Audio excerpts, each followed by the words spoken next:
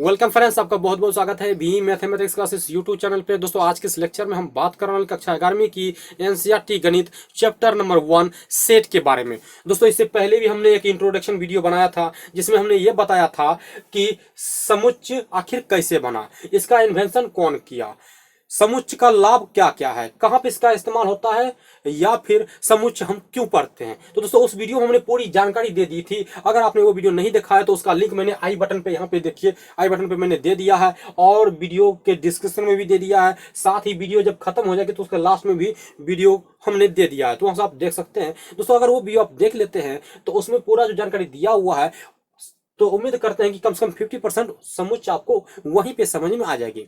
उसके बाद आप वो वीडियो देखने के बाद आप इस वीडियो को देखें, और इस वीडियो को देखने से पहले अगर आप हमारे चैनल पे नए हैं तो चैनल को सब्सक्राइब कर बेल आइकन जरूर ऑन कर लें ताकि आने वाले वीडियो की नोटिफिकेशन सबसे पहले आप तक पहुंच जाए। दोस्तों ज्यादा समय नहीं लेते हुए वीडियो को स्टार्ट करते हैं। एक चीज मैं आपको बता दूं कि वीडियो में आगे बढ़ने से पहले आप इस वीडियो को दबा करके लाइक कमेंट शेयर जरूर कर दें। एक चीज मैं और बोल दूं यहाँ पे कि दोस्तों इस वीडियो को आपको देखने के बाद यूट्यूब पर कोई और दूसरा वीडियो देखने की आपको जरूरत नहीं पड़ेगी और हमेशा के लिए दिमाग में ये पूरा कॉन्सेप्ट सेट का छप जाएगा। इसलिए वीडियो को आप ध्यान से देखें और समझने की कोशिश करें। चलिए हम यहाँ पे स्टार्ट करते हैं। सबसे पहले लिखेंगे यहाँ पे समुच्चय, यानी समुच्चय कहते किसको है। सबसे पहले हम ये बात करते हैं तो समुच्चय का जो परिभाषा होता है दोस्तों किताबी भाषा में हम वो पहले वो लिखते हैं। हमने दोस्तों यहाँ पे लिखा है कि वस्तुओं के यानी सुपरिभाषित वस्तुओं के संग्रह को समुच्चय कहते हैं। तो यहाँ पर दोस्तों सुपरिभाषित मतलब होता क्या है, तो यहाँ पर दोस्तों समझना है सुपरिभाषित का मतलब समझना है स्पष्ट रूप से। क्या समझना है? स्पष्ट रूप से। स्पष्ट रूप से यानी किसी भी वस्तु के बारे में अगर पता चल गया कि ये वस्तु है, यानी स्पष्ट रूप से पता चल जाएगा, तो उस वस्तु को हम लोग बोलेंगे समुच्चय। ये तो किताबी भाषा है, समुच्चय समझते हैं। लेकिन यहाँ पर सबसे पहले समझते हैं समुच्चय की परिभाषा पे आने से पहले ये जो समुच्चय लिखा हुआ है इसका मतलब क्या होता है। अभी हिंदी में बात कर रहे हैं, हिंदी के बारे में बात करते हैं। तो समुच्चय का मतलब समझना है यहाँ पे सबको मिला करके, आसान भाषा में समझना है सबको मिला करके। समुच्चय का मतलब समझना है आसान भाषा में सबको मिला करके, या सबको काउंट करके, या सबको एक लाइन में सजा करके लिखना है। समुच्चय का मतलब यहाँ पे ये समझना है। दूसरा बात ये आता है तो इंग्लिश में सेट, तो आप लोग कभी गांव घर में या मतलब जैसे दर्पण के सामने में खड़े रहते होंगे तो अपना बाल को सेट करते होंगे, है ना। तो जो सेट हम लोग करते हैं ना, यानी किसी भी वस्तु को अगर हम लोग सही तरह से सेट करते हैं उसी को हम लोग क्या बोलते हैं? समुच्चय बोलते हैं। तो वही परिभाषा लिखा हुआ है कि सुपरिभाषित वस्तुओं के संग्रह को समुच्चय कहते हैं। यानी जिस वस्तु के बारे में पता चल जाए कि उसको हम लोग अच्छी तरह से सजा सकते हैं या लिख सकते हैं या इकट्ठा कर सकते हैं, उसे हम लोग क्या बोलेंगे? समुच्चय बोलेंगे। इसका समुच्चय का दूसरा मीनिंग होता है इकट्ठा करना। आसान भाषा में अगर समझे तो इसका दूसरा मीनिंग होता है इकट्ठा करना। आप ये भी बात लिख सकते हैं, इकट्ठा करना, ये भी बात आप लिख सकते हैं। तो कहने का मतलब यहाँ पे ये हुआ कि किसी भी वस्तु को अगर हम लोग सही तरह से सजा करके लिखते हैं उसे बोलेंगे समुच्चय। और दोस्तों कुछ परिभाषा हम अपने तरफ से भी देना चाहते हैं ताकि आपको अच्छी तरह से और समझ में आ जाए। यहाँ पे दोस्तों ध्यान देना है कि दुनिया में जितना भी संख्या है, दुनिया में जितना भी संख्या है, अगर उस संख्या को अगर हम लोग मझली ब्रैकेट के अंदर में बंद कर देंगे, किसी भी संख्या को या किसी भी वस्तु को अगर मझली ब्रैकेट के अंदर में कॉमा लगा के बंद करेंगे तो उसको हम लोग बोलते हैं समुच्चय।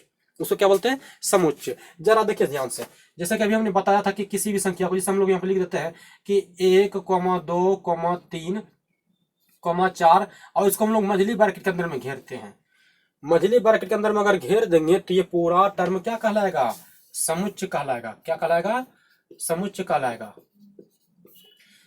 तो ये चीज ध्यान में अट गया, क्योंकि ये परिभाषा इसलिए बताना जरूरी है क्योंकि आपसे इस परिभाषा के जरिए जो इसमें प्रॉब्लम दिया हुआ है उसमें आधा प्रॉब्लम बनेगा, लेकिन ये जो बात हमने बताया है इस बात के जरिए आपका आधा प्रॉब्लम जो बचेगा वो भी बन जाएगा। इसलिए दोनों परिभाषा को समझना जरूरी है।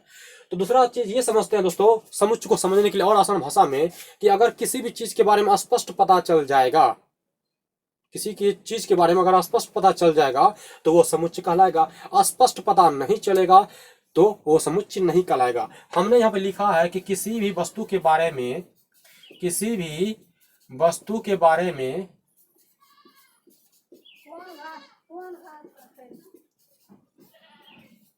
स्पष्ट रूप से पता चल जाएगा तो वो समुच्चय होगा। वो समुच्चय होगा अगर स्पष्ट रूप से पता चल जाएगा तो। अगर स्पष्ट रूप से पता नहीं चलेगा तो समुच्चय नहीं होगा। जैसे हम लोग यहाँ पे लिखते हैं कि वर्ष के महीनों का समुच्चय, वर्ष के महीने का समुच्चय। तो दोस्तों अब आपको पता है कि वो एक वर्ष में कितना महीना होता है, 12 महीना होता है। एक वर्ष में 12 महीना होता है, तो आपने पता लगा लिया कि एक वर्ष में 12 महीना होता है। तो जिसके बारे में पता चल जाएगा तो वो समुच्चय होगा, और जिसके बारे में पता नहीं चलेगा तो समुच्चय नहीं होगा। इसलिए वर्ष के 12 मतलब वर्ष के महीनों का समुच्चय पूछ रहा था, यानी वर्ष में 12 महीना होता है, तो उसके बारे में हम लोग पता लगा लिए तो समुच्चय हो जाएगा। जैसे यहाँ पर दूसरा उदाहरण लेते हैं कि 1 दर्जन केले का समुच्चय। तो 1 दर्जन केला बोले हैं, तो 1 दर्जन केला भी आपको पता है कि 1 दर्जन केले में कितना केला होता है, 12 केला होता है। तो इसके बारे में हम लोग पता लगा लिए 1 दर्जन केले में 12 केला होता है, तो यानी ये क्या कहलाएगा, समुच्चय कहलाएगा। दूसरा उदाहरण हम लोग लेते हैं कि 2 से विभाज्य होने वाले विषम संख्या का समुच्चय।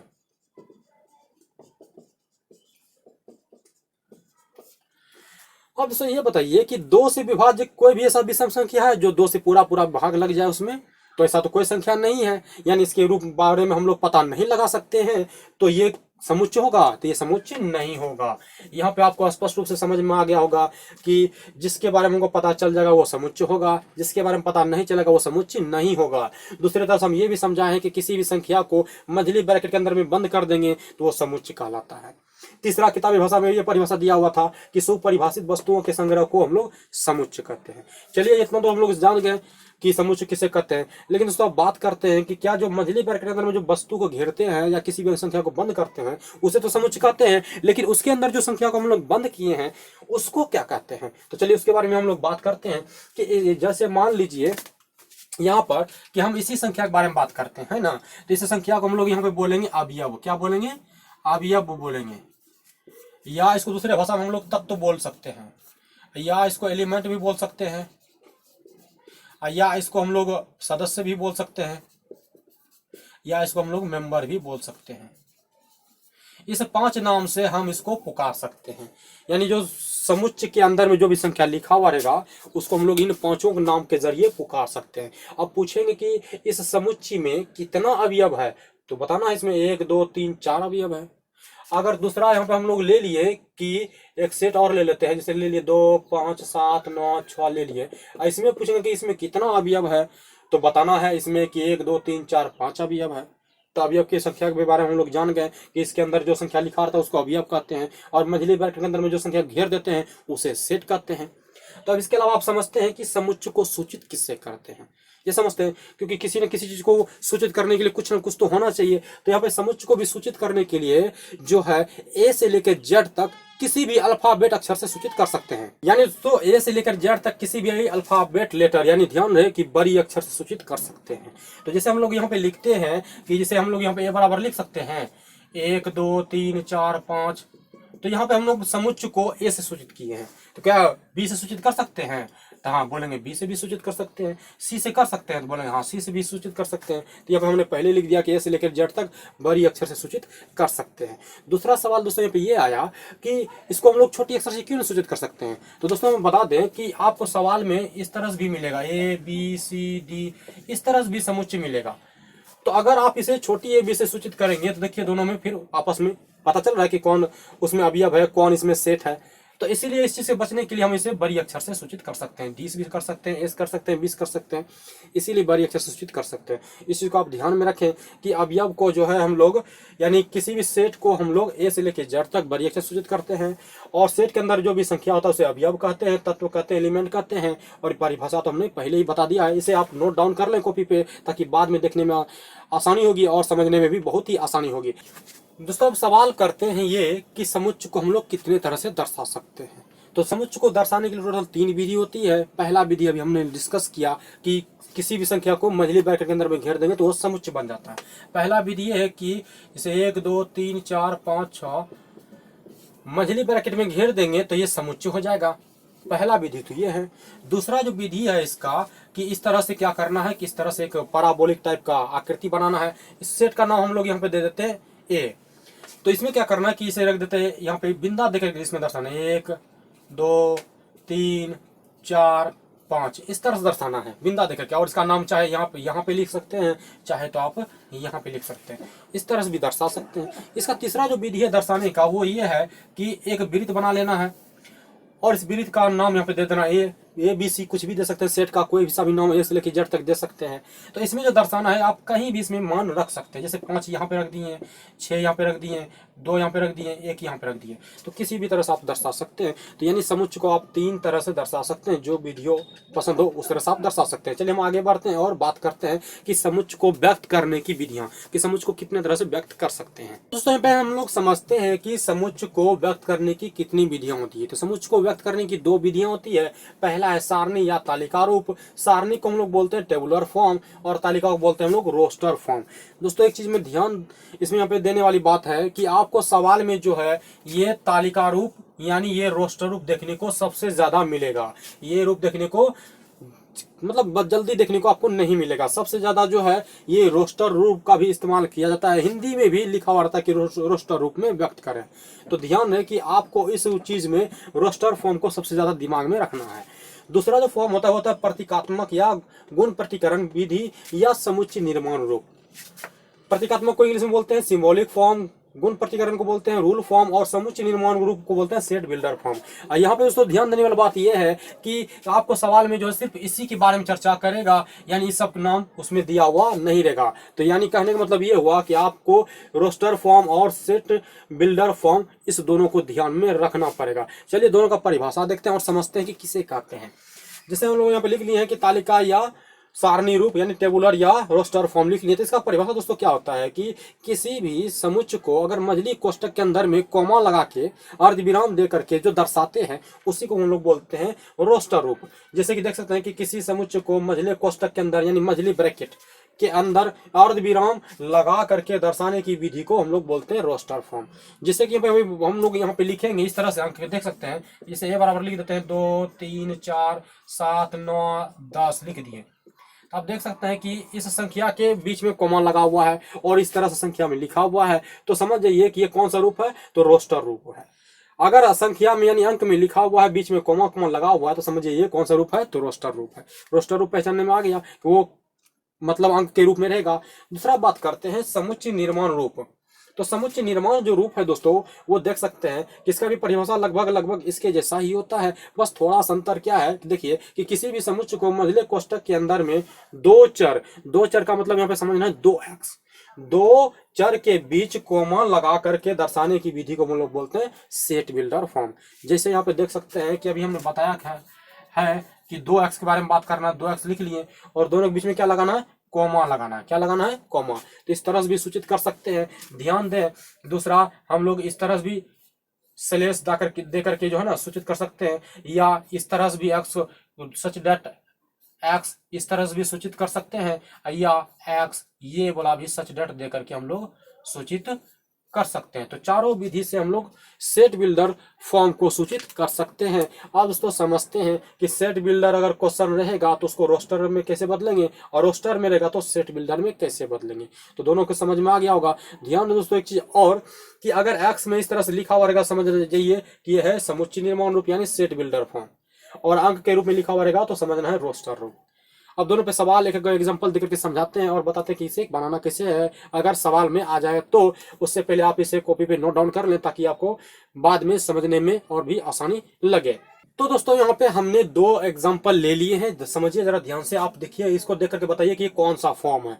अभी हमने बताया था कि अगर अंक में लिखा हुआ रहेगा तो समझना है रोस्टर फॉर्म, इसको समझना है रोस्टर फॉर्म यानी तालिका रूप। दूसरा देखिए कि अगर रोस्टर रूप में है तो इसको सेट बिल्डर फॉर्म में कैसे बदला जाता है। यह है रोस्टर रूप जिसको हम लोग बोलते हैं तालिका रूप या तालिका रूप। अब इसको बदलना है सेट बिल्डर फॉर्म में। किसमें बदलना है, सेट बिल्डर फॉर्म में। तो सेट बिल्डर फॉर्म में बदलने के लिए हमने अभी बताया था कि सबसे पहले जो है हम लोग लिखते हैं 2 अक्ष और दोनों अक्ष के बीच में कॉमा लगाते हैं। उसके बाद बात को लिखना है कि बात क्या कह रहे हैं। यहाँ पे देखिए कि 1 3 5 7 है। देखने से क्या लग रहा है कि सारे विषम संख्या है ना। देखिए ध्यान से ये सारे क्या है, विषम संख्या है। तो यहाँ पे सिर्फ चुपचाप लिख देना है विषम संख्या का समुच्चय, विषम संख्या का समुच्चय, और इसे मझली ब्रैकेट में से बंद कर देना है। तो यही जो है आपका हो गया सेट बिल्डर फॉर्म। अब ये जो रूप हुआ वो हुआ सेट बिल्डर फॉर्म, यही सेट बिल्डर फॉर्म हो गया। दूसरा समझते हैं हम लोग कि देखिए अब ये जो है सेट बिल्डर फॉर्म में है दिया हुआ, अब इसको बनाना है रोस्टर रूप में। तो रोस्टर रूप में बनाने के लिए क्या करना पड़ेगा कि देखिए ध्यान से क्या लिखा हुआ है, सम संख्या का समुच्चय। तो आपको पता है कि सम संख्या कहते हैं 2 4 6 8 को। तो यहाँ पे लिख देंगे कि ए बराबर 2 4 6 8 डॉट डॉट डॉट, कहाँ तक कह रहा है पता नहीं, तो अनंत तक हम लोग चले जाएंगे। तो यहाँ से स्पष्ट हो गया कि अगर सेट बिल्डर में रहेगा तो रोस्टर में कैसे बदलेंगे, रोस्टर में रहेगा तो सेट बिल्डर में कैसे बदलेंगे। तो इसे भी आप नोट डाउन कर लें और बाद में समझने के लिए आपको आसानी होगी। दोस्तों अब यहाँ पे समझते हैं कि अगर सवाल में सब कुछ तो हो गया, अब यहाँ पे आगे बढ़ते हैं और यहाँ पे समझते हैं। इस चीज को पूरा ध्यान से समझना है, क्योंकि अगर इस चीज को नहीं समझेंगे तो फिर सवाल बनाने में दिक्कत होगी। चलिए समझते हैं कि अगर सवाल में एन लिखा हुआ रहेगा, सिर्फ एन लिखा हुआ रहेगा, ये नेचुरल नंबर प्राकृतिक संख्या लिखा हुआ नहीं रहेगा। समझिए बात को, सवाल में लिखा हुआ रहेगा एन, तो इसका मतलब समझना है नेचुरल नंबर या प्राकृतिक संख्या। और इसमें जैसे ही एन देख लिए सवाल में, तो इसको बनाने के लिए बोलेगा सेट, नहीं बोलेगा तो फिर भी इसको अगर सेट बोलेगा बनाने के लिए, तो समझिए ये कि प्राकृतिक संख्या को क्या बोलते हैं हम लोग, किसे बोलते हैं प्राकृतिक संख्या, गिनती की संख्या को बोलते हैं प्राकृतिक संख्या। तो जैसे ही यहाँ पे सवाल में लिखा हुआ रहेगा एन, तो समझना है कि गिनती की संख्या को हमको बनाना है, यानी प्राकृतिक संख्या बनाना है। तो इसका सेट जो है इस तरह से आपको बनाना है, 1 2 3 4 डॉट डॉट डॉट अनंत तक लेना है। कहां तक बोल रहा है पता नहीं। तो गिनती की संख्या बोलते हैं, मतलब शुरुआत करेंगे 1 से चलेंगे अनंत तक। इसी तरह दोस्तों अगर डब्लू लिखा हुआ रहेगा तो समझना है होल नंबर, मतलब पूर्ण संख्या। अब पूर्ण संख्या किसको कहते हैं, गिनती की संख्या में अगर 0 मिला देंगे तो वो पूर्ण संख्या बन जाता है। और पूर्ण संख्या दोस्तों अगर बनाना हो, अगर इसका बोलेगा सेट बनाने के लिए, तब आपको सेट बनाना है, कुछ नहीं करना है, इसमें लगा देना है 0, सिर्फ 1 2 3 4 और डॉट डॉट डॉट अनंत तक चला जाएगा। तो दोस्तों यहाँ पे देख सकते हैं कि तीसरा जो है वो है जेड या तो आई, जेड या तो आई। अगर जेड लिखा हुआ है या आई लिखा हुआ है, समझना इंटीजर नंबर यानी पूर्णांक संख्या। तो सबसे पहले यहाँ पे समझते हैं कि दोस्तों कि यहाँ पे लिखा हुआ आई, तो यहाँ पे सिर्फ आई से सूचित कर सकते थे। जेड यहाँ पे क्या कर रहा है, तो बता दूं कि जेड मतलब होता है जहलेन, जहलेन होता है, जो कि एक जर्मन शब्द है, जर्मन शब्द है, और इसका मीनिंग होता है गिनती, जिसका मीनिंग होता है गिनती। तो इसीलिए यहाँ पे हम लोग जेड और आई से इंटीजर नंबर को सूचित कर सकते हैं। दोस्तों आपने देखा होगा कि पूर्णांक संख्या पे हमने लिखा है, पूर्णांक संख्या किसे कहते हैं, तो आपने कभी ना कभी संख्या रेखा पे इस तरह से दर्शाए होंगे कि बीच में यहाँ पे 0 डाटा था, लेफ्ट की तरफ चलते थे तो माइनस में, और राइट की तरफ चलते थे तो प्लस में मान होता था, इस तरह से होता था। तो यहाँ भी अगर बोलेगा जैसे जेड लिखा हुआ है, आई लिखा हुआ है, बताना पड़ेगा आपको सेट बनाने के लिए बोलेगा, तो कैसे सेट बनाना वो देखें। ए बराबर लिख लेना है सबसे पहले, अब बीच में यहाँ पे लिखना है 0, और लेफ्ट की तरफ चलेंगे तो -1 होगा, -2 होगा, डॉट डॉट करके अनंत तक होगा, और राइट में चलेंगे तो 1 2 डॉट डॉट करके अनंत तक होगा। तो इस तरह से सेट आपको बनाना है।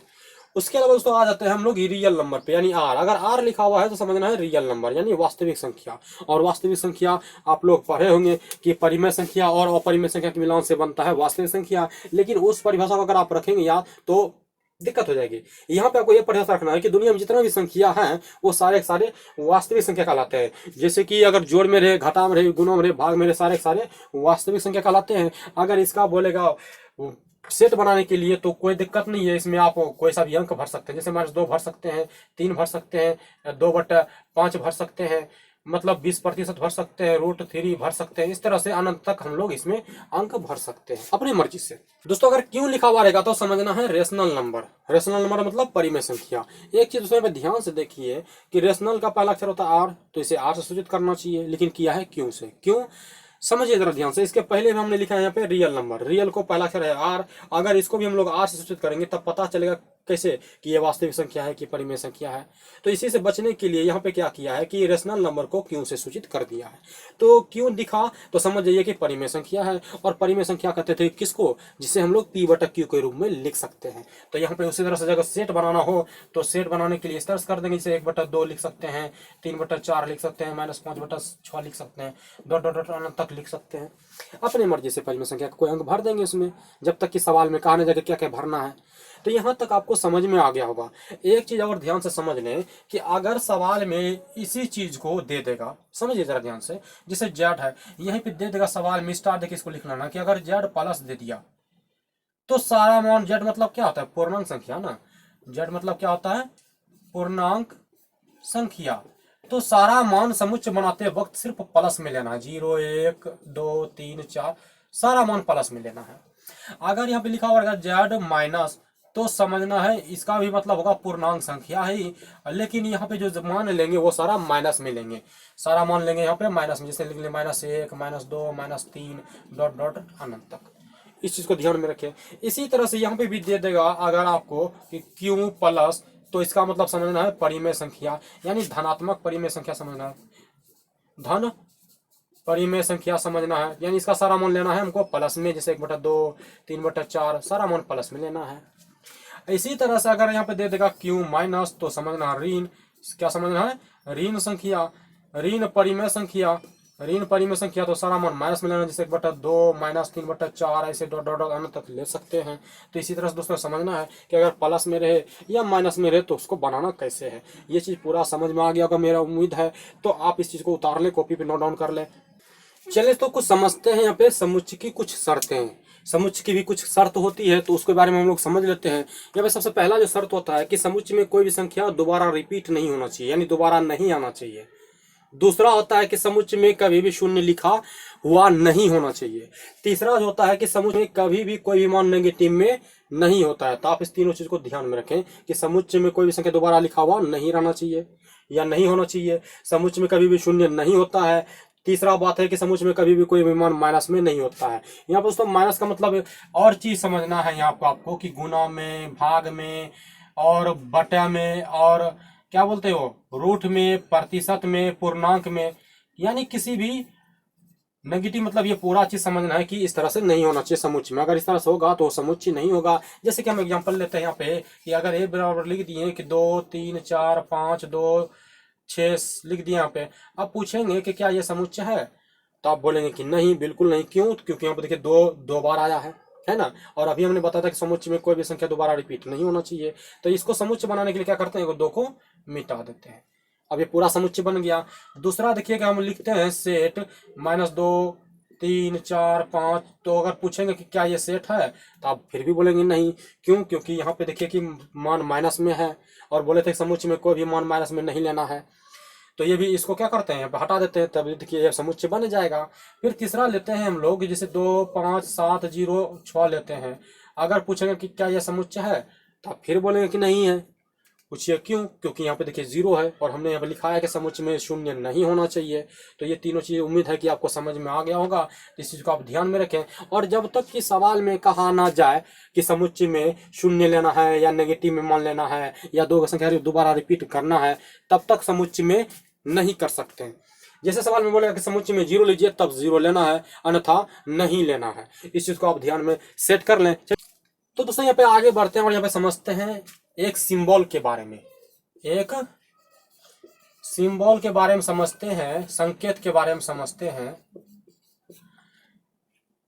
आप कहीं न कहीं इस तरह के सिंबल जरूर देखेंगे। इस तरह के सिंबल, इस तरह के सिंबल को हम लोग बोलते हैं बिलोंग्स टू। बिलोंग्स टू, और बिलोंग्स टू मतलब हम लोग जैसे गांव घर में बोलते हैं कि ये चीज इससे बिलोंग कर रहा है, मतलब ये चीज मिल रहा है उसमें। बिलोंग्स टू का मतलब समझना है मिलना या ताल्लुक रखना। ये दोनों चीज लिख सकते हैं ना। बिलोंग्स टू का मतलब समझना है ताल्लुक रखना या मिलना। इसी के अलावा दोस्तों यहाँ पे गणित के भाषा में हम लोग लिखते हैं इसको बिलोंग, गणित की भाषा में। लेकिन इसी चीज को फिजिक्स की भाषा में बोलते हैं एप्सिलॉन। फिजिक्स की भाषा में बोलते हैं एप्सिलॉन बोलते हैं। तो इस चीज को आप ध्यान में रखें कि गणित की भाषा में इसको बोलेंगे बिलोंग्स टू, यानी मिलना या ताल्लुक रखना। इसी का दोस्तों उल्टा होता है। जैसे मान लीजिए कि इसको हम लोग बोलते हैं बराबर और इसको हम लोग बोलते हैं कि ये बराबर नहीं है, तो क्या ये चीज इसमें भी होगा? तो हाँ बिल्कुल, ये चीज इसमें भी होता है। जैसे इस तरह से हम लोग बोल दिए और इसको काट दिए और इस तरह से काट दिए, तो ये हो गया नॉट बिलोंग्स टू।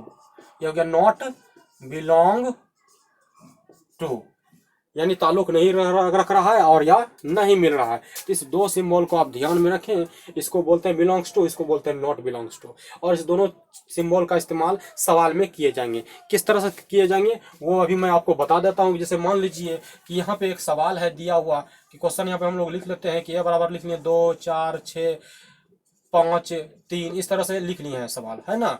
और यहाँ पे पहला सवाल लिख लेते हैं कि 1 डॉट डॉट डॉट ए, दूसरा सवाल लिखते हैं कि 2 dot dot dot dot A, तीसरा लिखते हैं 3 और चौथा लिखते हैं यहाँ पे कि 5, इस तरह से लिख लिए, है ना। यहाँ पे हम लोग लिख लेते हैं 7, है ना। चलिए अब हमें यही देखना है कि क्या ये जो 1 है वो एक ए में यानी इसमें सेट में मिल रहा है, कहीं भी है 1 नहीं है। तो जब यहाँ पे नहीं मिलेगा तो यह सिंबल का इस्तेमाल करेंगे, लिखेंगे यहाँ पे नॉट बिलोंग्स टू। अब यहाँ पे देखिए दूसरा देखिए कि ये 2 मिल रहा है कहीं भी इसमें, हाँ देखिए यहाँ पे 2 मिल रहा है तो यहाँ पे लिखेंगे बिलोंग्स टू। देखिए यहाँ पे 3 मिल रहा है इसमें, हाँ मिल रहा है तो लिखेंगे बिलोंग्स टू। यहाँ पे देखिए 7 मिल रहा है इसमें, 7 कहीं भी नहीं है तो 7 नहीं मिल रहा है तो बोलेंगे नॉट बिलोंग्स टू। इस तरह से सवाल रहेगा तो उम्मीद है कि बना लेंगे आप। तो दोस्तों आज की इस लेक्चर में हम यहीं तक रहने देते हैं। यहाँ पे मैंने सेट थ्योरी का जितना भी कॉन्सेप्ट था, बेसिक कॉन्सेप्ट इंट्रोडक्शन था, हमने पूरी जानकारी के साथ इसमें बता दिया है। अगले वीडियो में हम मिलेंगे इसके एग्जाम्पल और एक्सरसाइज के साथ। उससे पहले तो आपको ये वीडियो कैसा लगा हमें कमेंट करके जरूर बताएं और नेक्स्ट वीडियो के लिए आप इंतजार जरूर करें। हर रोज शाम के 7 बजे इस चैनल पर अपलोड की जाती है। मिलते हैं नेक्स्ट क्लास में, तब तक के लिए जय हिंद, वंदे मातरम।